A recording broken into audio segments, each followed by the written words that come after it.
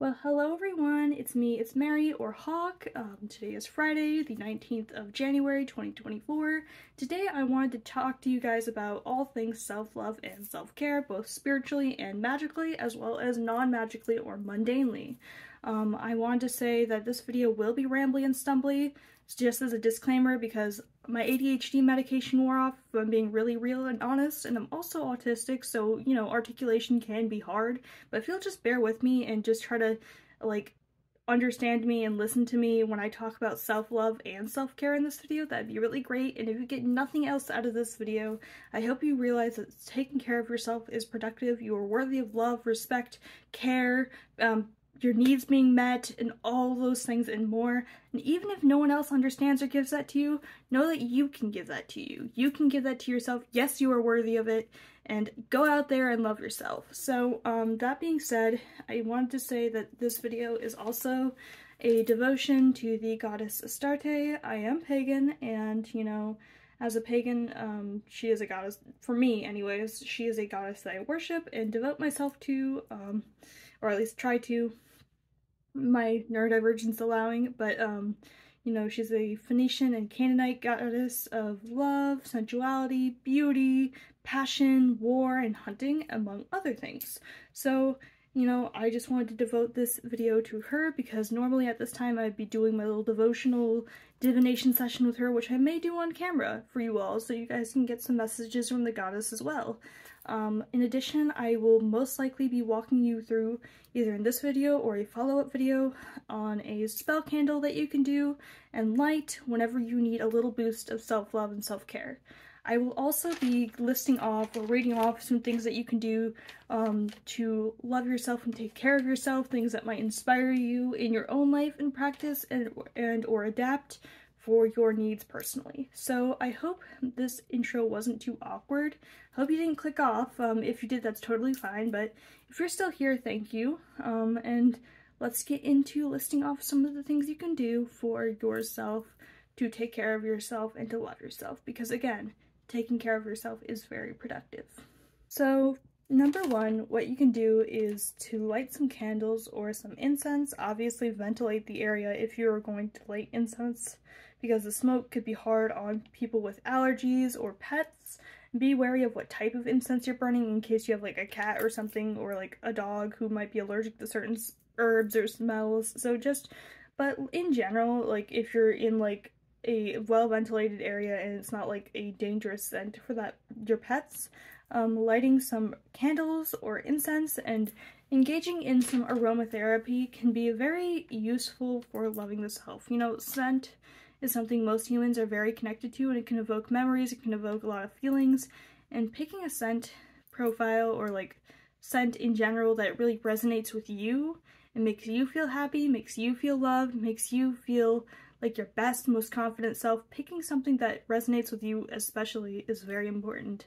Because, you know, like, even if it's just a little thing, taking that little thing to do for yourself is very important. So engaging in the senses, especially with your scent, via candles or incense or diffusing essential oils, be careful with that though with pets, is the first thing that you can do to do as an act of self-love and self-care. Another thing you can do is spend time with florals like rose or rose perfumes. I have from Anita Apothecary Shop, the Rose Witch spray. No, I am not sponsored. Discord thing just popped up on my screen. Sorry for that finger on the screen. But, you know, I have this spray that I got from Anita Apothecary, not sponsored. And it's just a rose mist. You can just get, like, the general rose mist from, like, the Heritage Shop or, like, other places. But, like, a rosewater spray or hydrosol or, like, face mist is really nice for engaging the senses again. And also, like, rose is a very uplifting and loving scent. Even if you don't like it, like, if you don't like it or you're allergic to the scent, don't use it, but like engaging with florals, especially ones that make you feel sensual and happy and connect you to the feelings of love, such as lavender or rose, can be very beneficial for self-love. So perhaps a tea of rose could be very nice as well. The third thing you can do is take a spiritual shower or bath, or just cleansing yourself. You can use things like Florida water. You can do things like, you know, ritual baths to clean yourself, ritual showers if you don't have a bath, really taking that time to release and like get rid of the spiritual gunk on yourself that's like making you feel nasty and like gross and like not self-loving or making like really polluting your mind. Like just releasing it with the water, letting it all go down the drain, just washing it off of you. Taking the time to really care for yourself and pamper yourself is very important. So yeah, that is also very important. Also, if you see me like looking away or like pausing, it's because things are popping up on my screen, and whenever I try to record, everyone and anyone tries to contact me, and it annoys the absolute living crap out of me. So if you see me looking annoyed, it's not you, it's just everyone trying to contact me. But that being said, let's get back into this video. So I touched on candles and incense and aromatherapies, florals like rose, like be it perfume or teas, taking a shower, spiritually cleansing yourself. Also, another thing you can do is to continue or start a skincare routine if needed, or possible, like even if it's just simple as like a everyday moisturizer, or engaging in like drawing sigils with your moisturizer and then rubbing it in, or like again the face mists, things like that. Or like if you have acne like me, taking time to treat that acne can be very beneficial and good for you. So like, you know, do what you can to take care of yourself, even if it's not like in a especially spiritual way. Like taking care of yourself, like with your skin's your biggest organ, so taking care of that is taking care of you, and taking that extra time is very important. So that can be very good for pampering yourself, like I said earlier. Another thing you can do is getting yourself moving, especially in the morning or after a long day, with like yoga. That can really open up the heart center and just really help you connect to your body. Like, I know we often feel a little like disconnected from our bodies, in a sense. Like, I get it, like I don't always want to focus on my body with my chronic pain, but like listening to my body and taking care of it with like getting myself moving is actually good for me in the long run. It pays off. So I see it as a win-win. Like, even if I don't want to do it in the moment, it's going to benefit me long term. So that's something I feel that is really important, is to getting yourself moving and taking care of your body, in addition to like say things like your skin, is really important, such as yoga, like gentle stretches, especially if you have like mobility issues or chronic pain. Like something with like gentle stretches with your chronic pain being in mind, or your condition in mind, can be very important and helpful when it comes to taking care of yourself and loving yourself. Another thing you can do is spending time with pink or green crystals that correspond to the heart chakra. The heart chakra, or the heart center, is all about love and things of that nature, like universal unconditional love. And there are a number of crystals you can connect to for that very purpose. I'm going to get them out here in a second. Crystals that correspond to the heart center or heart chakra are green and pink. And so crystals like garnerite or green moonstone are good. That's a very nice crystal for self-love, just gentle self-love, and it connects to moons and femininity. Even if you yourself are not female or defining yourself as feminine, you know, there's a balance of divine masculine and divine feminine in everybody. So taking time to nurture yourself is very important, even if you don't feel particularly feminine. Likewise, crystals like emerald are very good for love. This is a piece of non-gem grade emerald here. Other crystals include things like preonite, which sometimes come with epido, which do amplify those feelings a bit. And serpentine's very good. As for pink crystals such as the classic rose quartz are very useful. Flower agate really helps you blossom into your true, authentic self and just learn to love and accept yourself. Crystals such as pink tourmaline can help with self-acceptance and just healing your inner child and some of the trauma you have, or may not have, I should say. I don't know if you have it, but this can help with that. Crystals like rhodonite can really help with, again, healing the self and self-acceptance, alleviating anxiety, or even crystals like strawberry quartz, which connect to your root and heart. This is like cherry tangerine, strawberry quartz, sometimes called red aventurine, has like lepidolite in it, and it also has, it's a red aventurine, and it connects to your root, which is about stability, and your heart, which is about universal love. Just putting it into layman's terms, really simplifying it for those who don't understand the Hindu chakra system. I recommend looking into it because, again, that can really help with self-care and self-love, but getting off on a tangent, this crystal connects with your feelings of security and love, and that can really help, you know, facilitate those loving, healing, self-loving feelings. You know what I'm saying? Security, stability, self-love, that type of thing. And I hope those crystals, listing that off, gave you some inspiration as to examples of crystals you can use in your healing practice. Also, likewise, listening to healing frequencies and meditating to them, it can be very helpful when it comes to things relating to self-love and self-care. Just taking time to just clear the mind of stress and anxiety, focus on just working through and just releasing things that don't serve you. Like, these healing frequencies can really help facilitate that. And there's a million and one channels here on YouTube with binaural beats and 432 or something like that. 437, something like that. I forget which one is the heart chakra, but listening to healing frequencies can really help get you in that mental headspace, because again, sound, our brain does have certain associations with certain sounds and certain frequencies, so just listening to the ones that make you feel good and feel just really at peace and loving can be very helpful. Likewise, nurturing your inner child and connecting to that inner child can be very important. A lot of us have inner child wounds and trauma, myself included. I am not free from that. I definitely have inner child wounds and trauma, but connecting to that inner child and just nurturing them and just making them feel seen and helping them to process what they went through can be very like cathartic and healing for like everyone. I think that's a really important thing, and like I do recommend, if you're in therapy especially, to talk about some of these things in therapy to your therapist, because you know they can really help you work through those feelings, those big heavy feelings you may have felt or are feeling as a result of inner child wounds. So yeah, just making sure that you facilitate healing and just nurturing to your inner child and your inner teenager and your current potential adult self, if you're an adult, is very important, especially when it comes to processing things that have happened to us and just moving past it, or just learning the lessons and letting go of the things that do not serve you and they're just trying to take a hold of you. Just like learning to let go and to process things through a more self-loving, like things that serve you kind of angle, not necessarily egotistical, but in a way that serves you and your highest good, is very important. I hope that made sense. But yes, and nurturing your inner child is very important. Again, I do strongly recommend that those doing this talk to a therapist or psychiatric help professional about any heavy feelings that come up, because there can be very heavy feelings associated with healing the inner child.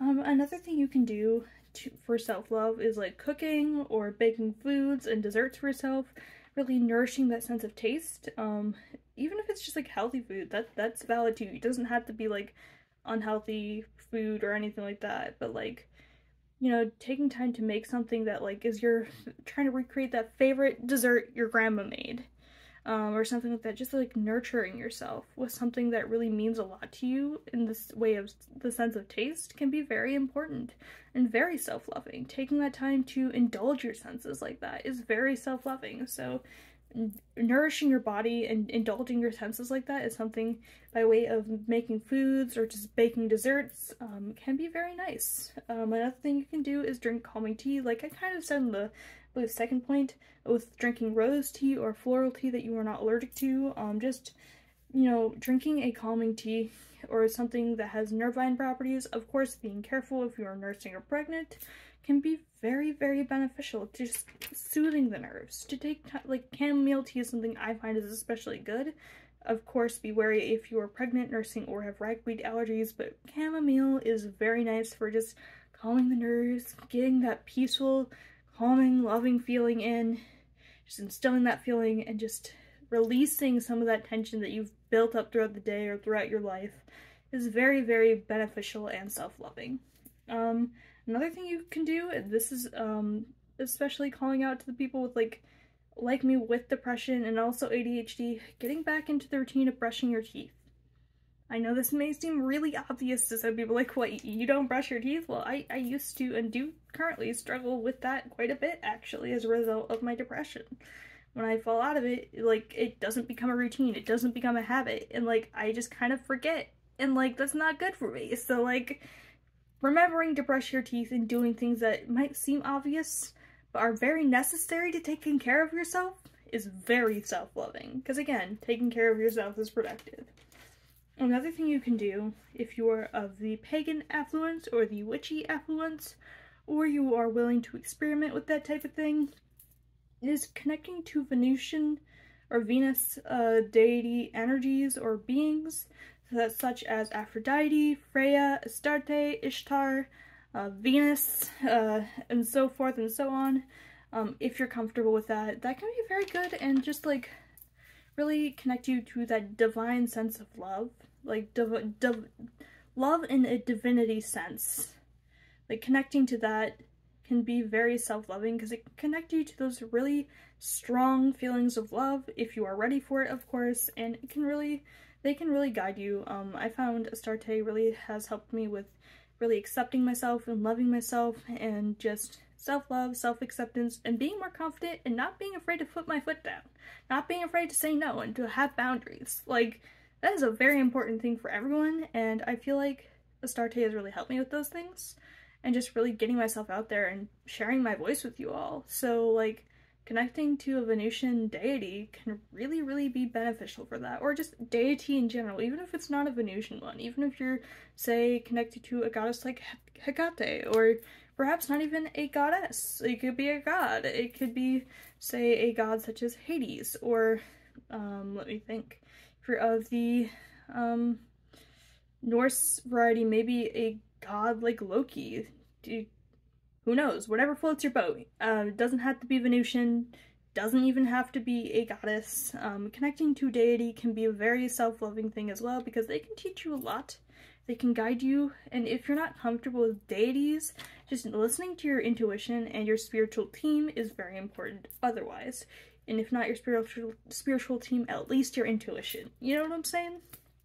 If you're, of course, of the polytheist pagan affluence or like witchy affluence, like you don't have to like do this to be self-loving. You don't have to connect to Venusian deities. But I hope that was my point made clear. Like connecting to the divine can be very useful in processing things that you've dealt with and helping you make better decisions, and like learning to accept and love yourself and be more confident and really transform yourself for the better. So yes, connecting to the divine in some aspect can be useful if you ascribe to any set religion or are of more of a spiritual influence, if you will. Also, another thing you can do is to clean and cleanse your space. And I'm not just talking with incense or like non-white sage, like blue sage or something, or rosemary. That's useful, but also cleaning in a physical sense, taking out the trash of your room, cleaning and decluttering your room, which I do need to do, is very, very, very important. Because clutter can really, in the physical sense, can really clutter your mind, and who wants that? Like, I have enough of a mental chatterbox. I don't need things stressing me out here in the physical visually. So, you know, really taking time to clean and cleanse the space, both spiritually and mundanely, can really help you feel uplifted and very positive. Likewise, saying positive affirmations to yourself and self-loving things in the mirror is very important. Like looking at yourself in the reflection of a mirror, looking yourself dead in the eyes and saying, I deserve love. I love myself. You are awesome. You are amazing. You are incredible. Saying things like that to yourself. And really taking the time, even if it feels silly, you don't believe it at first, really making that routine and making that a habit can really cement those ideas into you, those positive, self-loving affirmations and ideas into you. That's very important. Perhaps you could even write some of those affirmations on the mirror with like a dry erase marker. Like, that's also very useful. So if you can't remember what to say or don't know what to say in the moment, having something you can say written on the mirror can be very helpful if you need a reminder of just how wonderful you are. Likewise, gratitude journaling is very important for self-love. Sometimes with the craziness in the world, we can forget the beauty in life, and seeing the beauty in life and just being grateful for what we have, even if it's not a good situation that we're in. Like, being happy to be alive, to be living this human experience you know, taking those bad experiences you had and be like, you know, these were horrible, no, it shouldn't happen to anyone, but like, I'm not happy it happened to me, but like, I'm glad for the lessons that I learned from that and the boundaries that I will have in the future and knowing my worth because of a bad situation. That can be very important. Or just being happy about like the blue skies, not gray winter skies. Like even something small like that, being grateful for these things can really help you see the beauty in life and see the beauty in the world. Even when things seem ugly in many aspects, just seeing the beauty in life and the world is very important. Likewise, do a release working, potentially. Doing a release working and releasing what doesn't serve you is very important for self-love and self-care. Even if it's just like writing things on a piece of paper and safely burning it with ventilation, like that's perfect. Like you don't need a whole lot to release. You can just, perhaps it's journaling and like crumpling it up and ripping it up, or like writing things that don't serve you on a piece of toilet paper and flushing it down the toilet. There are a lot of ways you can do a release working, and just doing those things, like even if it's a symbolic gesture or just like a more magical thing, can be very important for loving yourself and not letting these negative ideas and thoughts and like things in the past keep you hostage. You know what I'm saying? I hope you understand. Likewise, the last thing I'm going to mention is just accessorizing yourself in the way that you want to, not the way that society expects you to, but the way you want to. Wear that makeup however you want. Even the ways that you're like, who do I dare do that? I don't know what society will think, what work will think, what other... Wear the lipstick. Wear the lipstick. Wear the eyeshadow. Wear the colors that you're like, oh, I don't know, but I deep down really want to. Wear those colors. Wear those colors. Wear the clothing. So long as it's not like offensive to everyone or something. Like, within reason, like, wear the clothing. Wear the lipstick. Wear the jewelry! All of the jewelry! None of the jewelry! Whatever makes you feel the most comfortable and confident. Even if deep down you're like, oh, I don't know, but if you know there's a feeling, that longing deep down to do it, do it. Just do it. You live this life once in this body.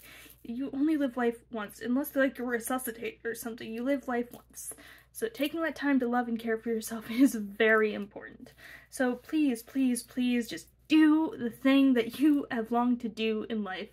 Because, like, at the end of the day, like, your life could be over the next day. Like, there's no guaranteed tomorrow. So, doing what you can and living life to the fullest, within reason, of course. Don't go offing people or something like that. But, like, living life to the fullest and having fun in life and just doing those things. You're like, I don't know, but I really want to do it. And it's not, like, dangerous or something. Like, especially dangerous. Like, doing the things, like, wearing the lipstick that you were, like, really want to wear, but you're a little afraid to, can be a very good act of self-love, because it shows you that, hey, I am worthy of this, or hey, I do look good in this, or hey, I am really good at XYZ. Like, it can show you all sorts of things. Getting outside your comfort zone like that, like, it's all very self-loving, and I hope you understand what I mean when I say that. So, this video is like 23 minutes long, so I think the additional parts to this video, like these spell candle, will be additional videos, not just in this video. So I hope you will keep your eyes peeled and stay tuned for the self-love candle, because again, this video is like 23 minutes at least as of recording this. So yeah, I rambled quite a bit, but I hope what you took out of this is like remembering to love yourself and care for yourself. And again, I want to thank the goddess Astarte for really helping inspire me for this, and also just being there for me. And likewise, I want to thank you for watching. I want to thank you for supporting. I want to remind you that taking care of yourself is protective. Okay, I hope that made sense. So this is Hawk, or Mary, signing out. I love you all. Stay safe. Remember to take care of yourself and to wear the lipstick. Be confident. Do that thing you really want to do, but you're a little scared to do it. Do that thing. Within reason, of course.